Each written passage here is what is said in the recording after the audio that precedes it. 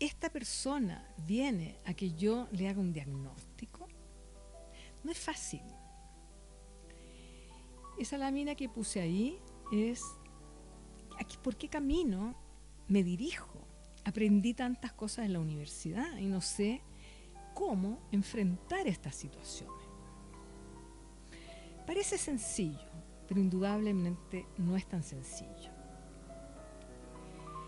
Lo que voy a ofrecerles es un mapa que podría facilitarle al o a la terapeuta el trabajo inicial. Es un mapa muy caricaturesco, no le va a dar las grandes respuestas, pero los puede invitar a reflexionar. Las personas nos quejamos, que hace calor, que hace frío, que el micrófono no funciona, etc. ¿Qué es una queja? La queja es la que nos decimos a nosotros mismos o le decimos a los otros cuando sentimos que algo nos molesta, no nos gusta, nos duele o nos hace sufrir. ¿Para qué hacemos eso? Con la intención de que la emoción desagradable, la molestia, desaparezca. Cuando la persona llega a solicitar una atención psicológica, mire qué interesante es esto, siempre llega con una queja. Pero la queja no es una queja clara, no es que le va a decir, yo me sentí mal porque ayer me patearon, ¿no? Llega con una cosa más bien poco precisa. Y las personas no siempre saben que lo que les pasa es el resultado de las condiciones propias de nuestra forma de entender el mundo, de nuestros aprendizajes, de nuestras expectativas con respecto a lo que tendría que pasar. Y eso tiene que ver con cómo aprendimos a ver el mundo. A veces, la queja tiene que ver con que queremos que alguien cambie y sentimos que lo que nos pasa es muy sencillo, si es cosa de que tú cambies un poquitito. Solo te pido que llegues 5 minutos antes. Para mí, por ejemplo, que soy muy puntual, digo, pero ¿qué te cuesta llegar a la hora? Si 5 minutos no es nada y para mí es tan importante.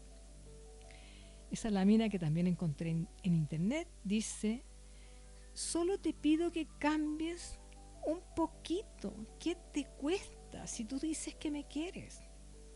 Parece tan sencillo. Es una cosa pequeña. Pero por algo la persona no hace lo que le pide el otro u otra. Nos olvidamos a veces del poder que tienen los hábitos. Los hábitos tienen un poder gigantesco. Y esta lámina que también encontré en internet dice, tenlo presente. Los hábitos no se cambian fácilmente. El MRI, en Palo Alto, hace mucho tiempo atrás, propuso un cuadro que me parece interesante tener en consideración, que es el cuadro que está en esta lámina. Dividió una tabla de doble entrada, puso arriba si la persona sufre o no sufre, y abajo puso se siente responsable o no se siente responsable. Cuando la persona sufre y se siente responsable, nos va a escuchar, va a estar dispuesto a cambiar porque sabe que algo puede hacer él o ella. Si la persona no se siente responsable, quiere que el otro cambie, no nos va a escuchar, va a venir a quejarse. Como yo le decía a mis hijos cuando recién lo pusieron en el colegio, oye, ¿por qué los ponen en ese colegio? ¿Qué les importaba a ellos lo que yo pensaba? O cuando la persona se siente responsable, pero no está sufriendo. Lo que quiere es que el otro cambie. O cuando la persona no se siente responsable, no está sufriendo, sino que solamente va a hacer juicios morales, como por ejemplo, ¿cómo es posible que los americanos hayan votado por Trump? Si es que a mí me gustaba más la Kamala. Por lo tanto, este cuadrito nos lleva a pensar que la psicoterapia solamente va a ser útil cuando la persona nos va a escuchar porque está dispuesto o dispuesta a cambiar. Hay veces que la acción terapéutica puede llevar a la persona a ese cuadrante y ahí entonces sí podemos ejercer psicoterapia. Pero siempre yo les digo a mis estudiantes, sobre todo los que se están iniciando, necesitamos tener presente que para que alguien cambie, tiene que sentir que puede hacer algo con lo que le o la molesta.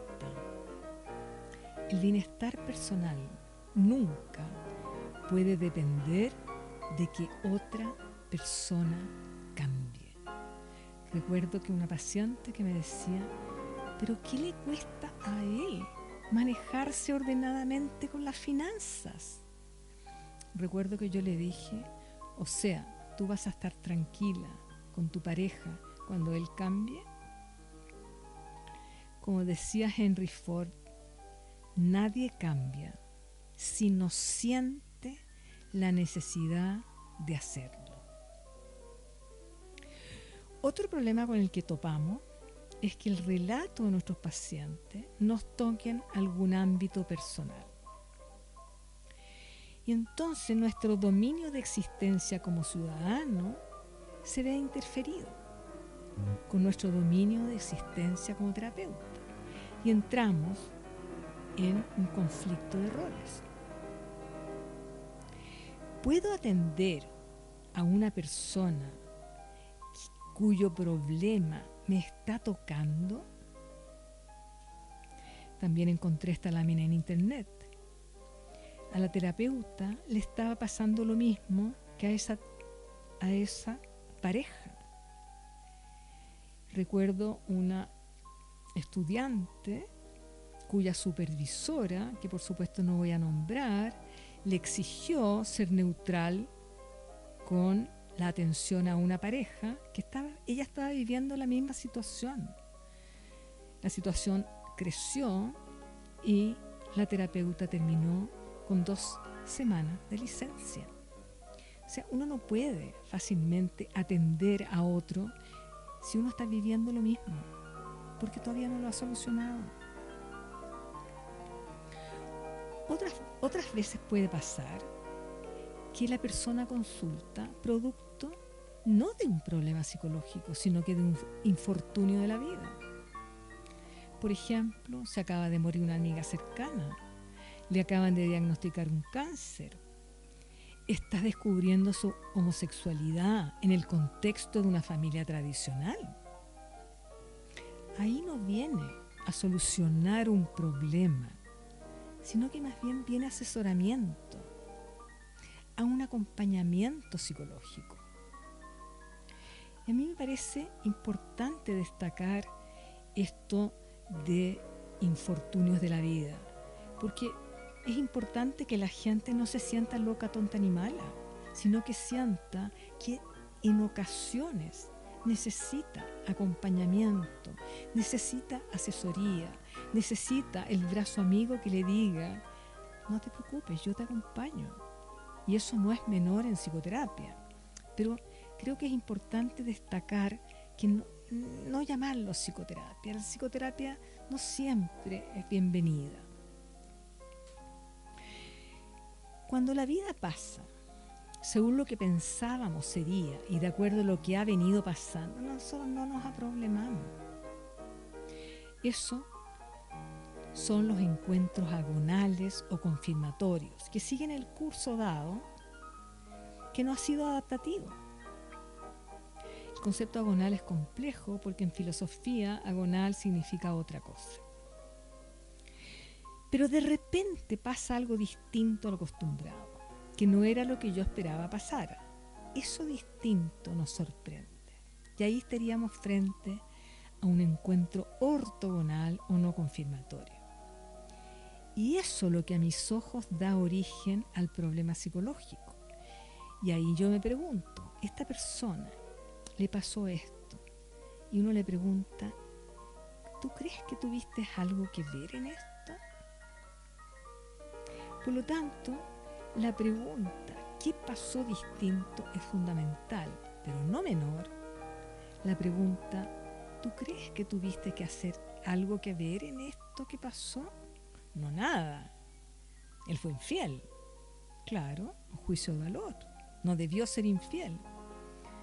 Pero tú habías recién tenido una guagua y te enamoraste de tu guagua.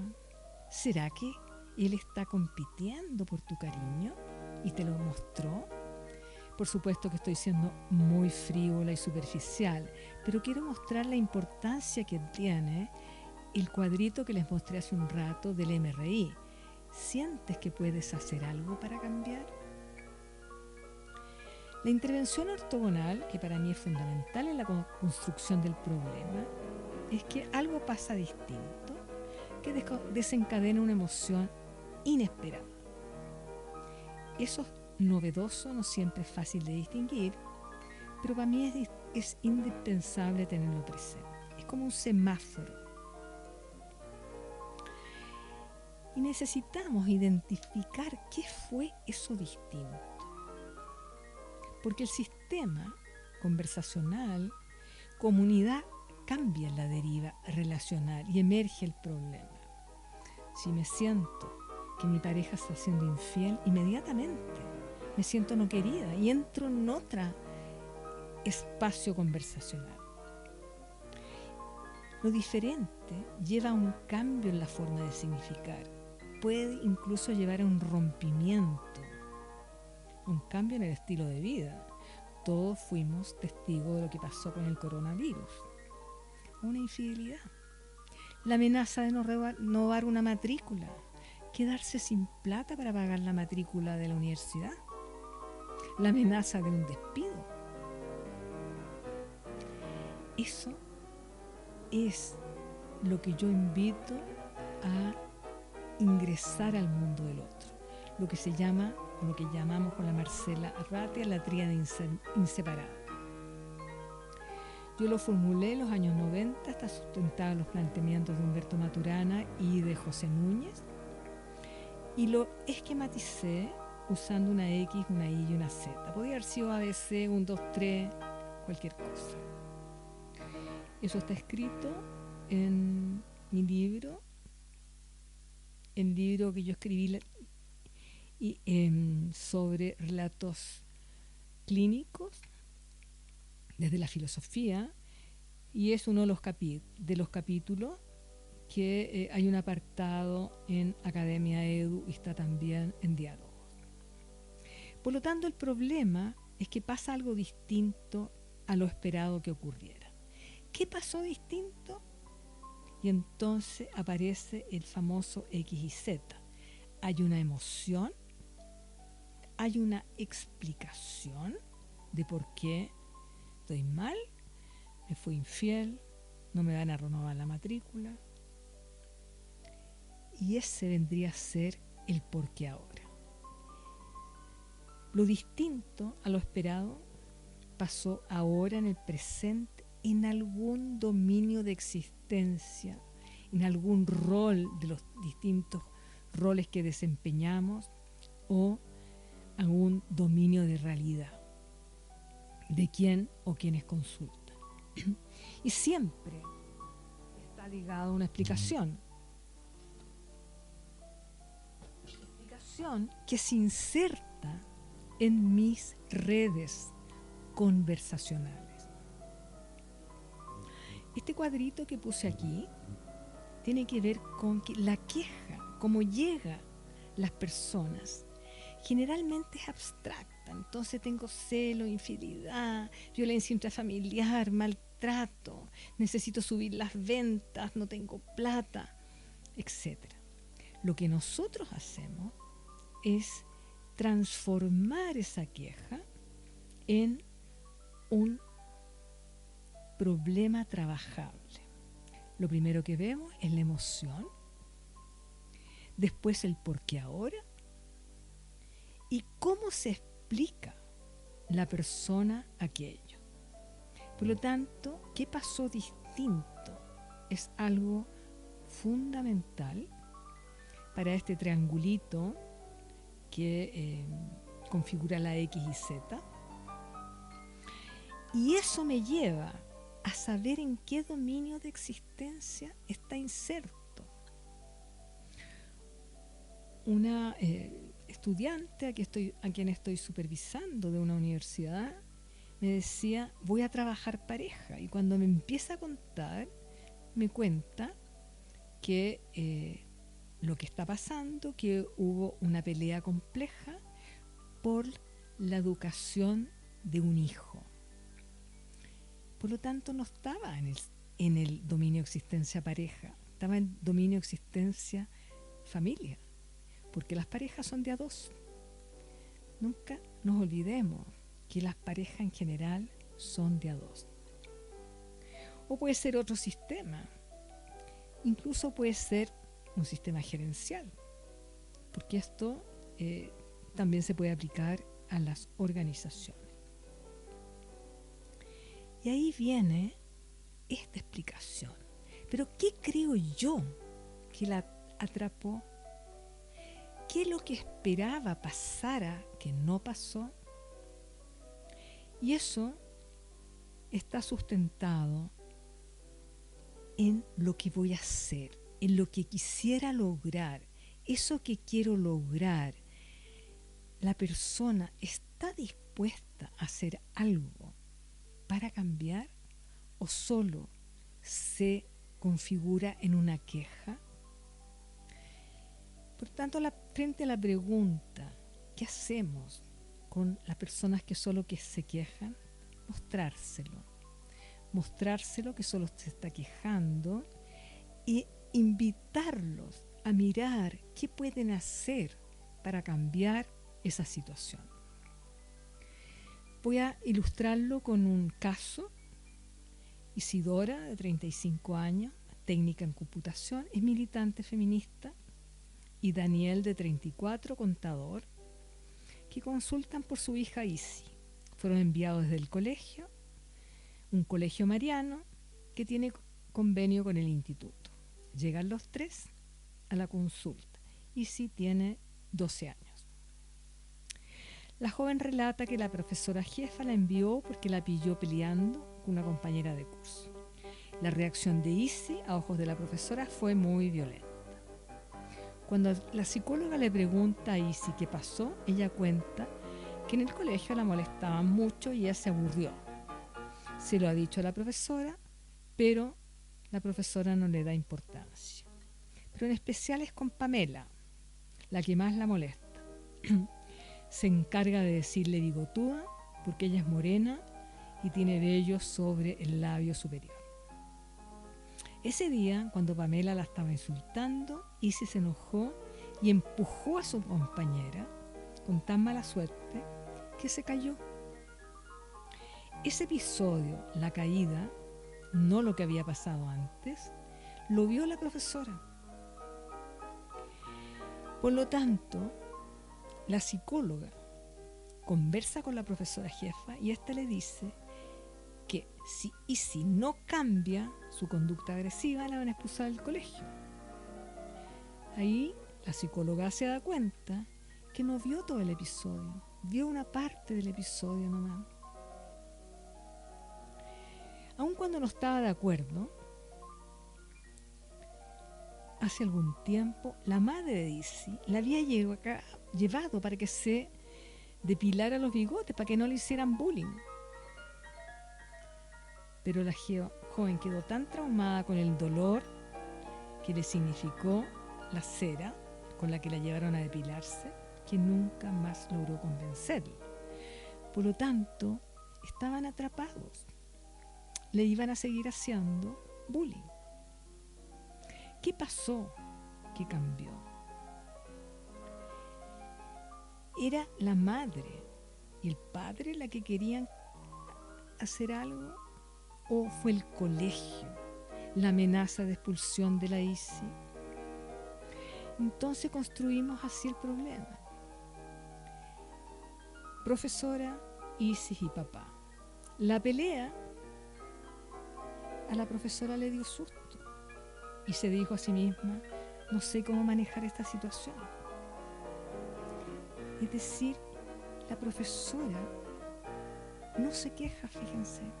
La profesora dice, no sé cómo manejar esta situación.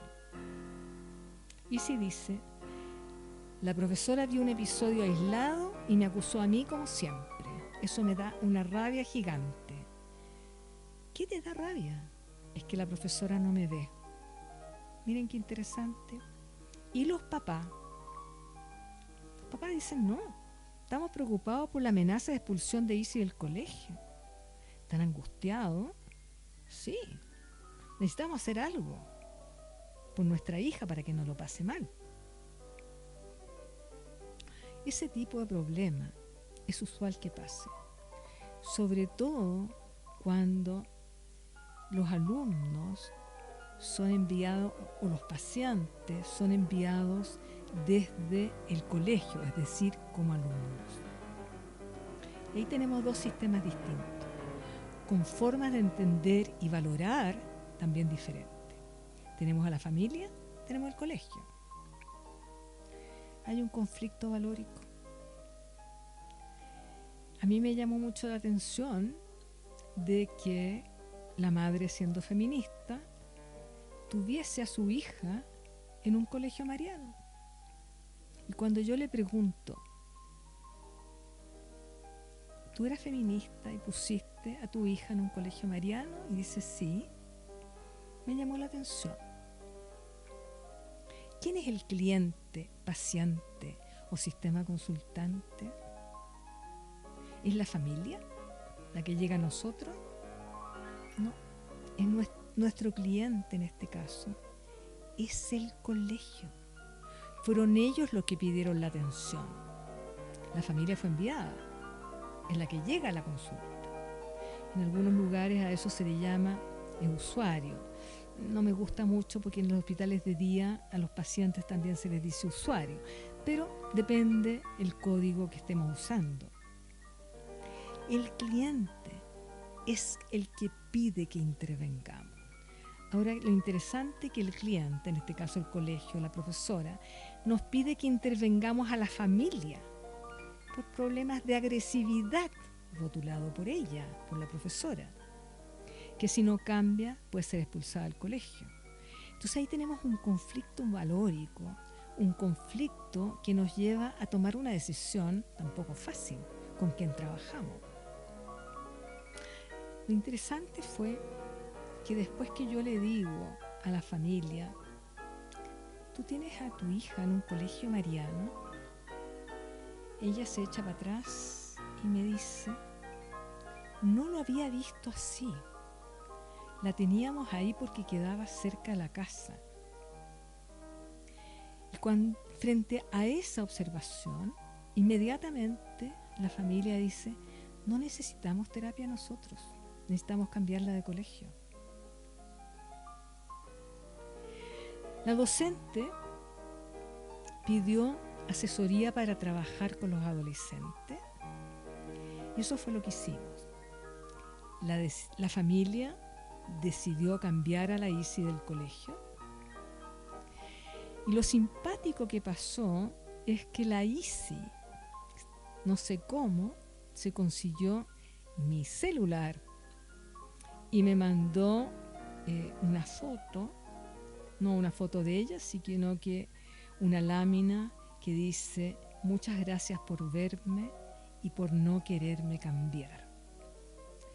Para mí fue muy impactante porque ella se llama Isi y mi nieta se llama Isi. Por lo tanto, cuando me llegó esto, llamé a mi nieta y le dije, ¿por qué me estás dando la gracia? Y me dice, yo no te he mandado nada.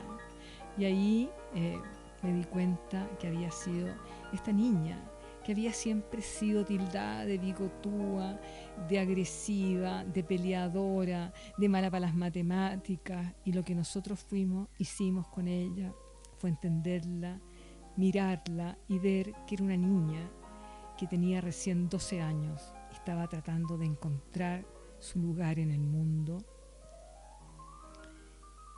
y agradeció enormemente que no lo hubiésemos querido cambiar.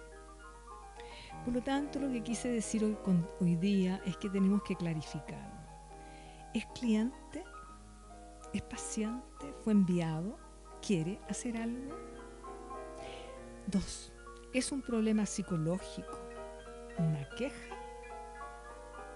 ¿O un infortunio de la vida? 3. ¿Tengo algún conflicto de roles?